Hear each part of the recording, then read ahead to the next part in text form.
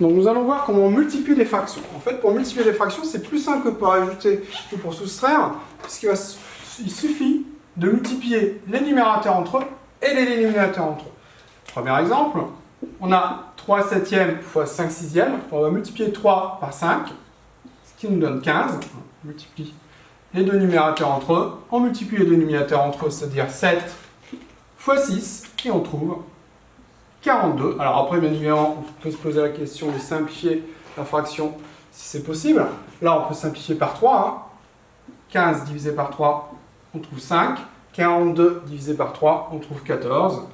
Et là, visiblement, on a une fraction qu'on ne peut plus simplifier, dite donc irréductible. Ici, même procédé, donc on multiplie les numérateurs entre eux. 3 fois 11, 33. 2 fois 4, 8. Ici, on pourrait faire pareil, 45 fois 21, 14 fois 27. Mais, bon, les calculs vont être un petit peu plus compliqués. Donc, on peut procéder un peu différemment.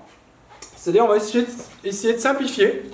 45, on sait qu'on peut l'écrire comme étant 5 fois 9.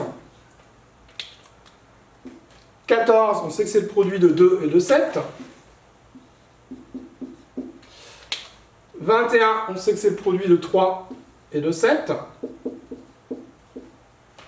Et enfin, 27, on sait que c'est 3 fois 9. On sait ensuite que l'on a une fraction égale à une autre fraction, parce qu'on multiplie ou on divise par un même nombre, le numérateur et le dénominateur. Donc ici, si je divise les deux par 3, je vais garder une fraction égale à ce que j'ai ici. Donc je peux simplifier par 3. De la même manière, je peux simplifier par 7. Et je peux encore simplifier par 9. Et finalement, je trouve 5 demi. Donc il ne faut pas oublier cette méthode, qu'on peut simplifier avant de faire les calculs. Alors ça ne marche pas toujours, hein, ça dépend de la situation, ça dépend des nombres, mais parfois ça va être beaucoup plus simple. Donc le cadre général, hein, pour multiplier deux fractions entre elles, on multiplie les numérateurs entre eux et les dénominateurs entre eux, à ne pas oublier, vraiment essentiel pour les fractions.